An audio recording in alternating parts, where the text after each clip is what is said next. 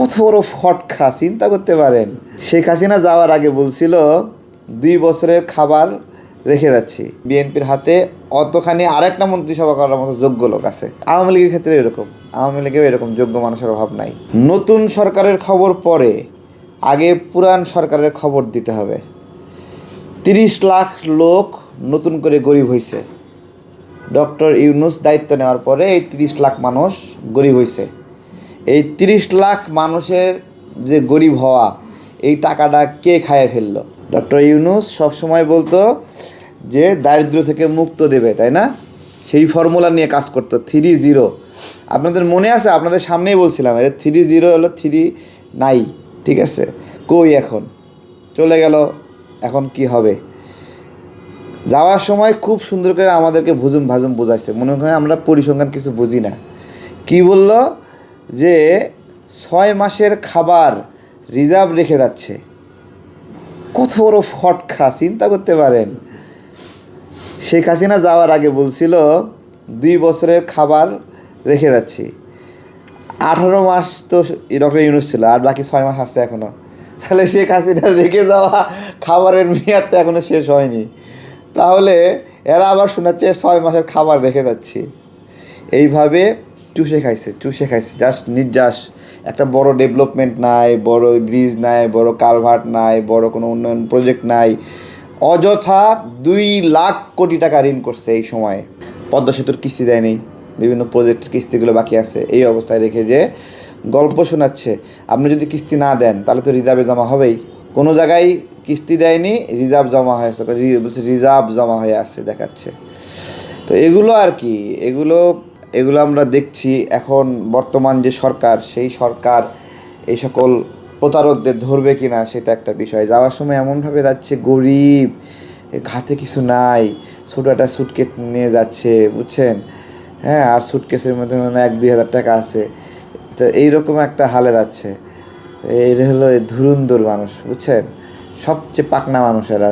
যাই হোক, তারপরেও মানে এরা যাইয়া প্রমাণ হইল যে গেছে। হ্যাঁ, এবং আমরা একটা সুন্দর নির্বাচন পাইছি, সুন্দর একটা দেশ পাইলাম।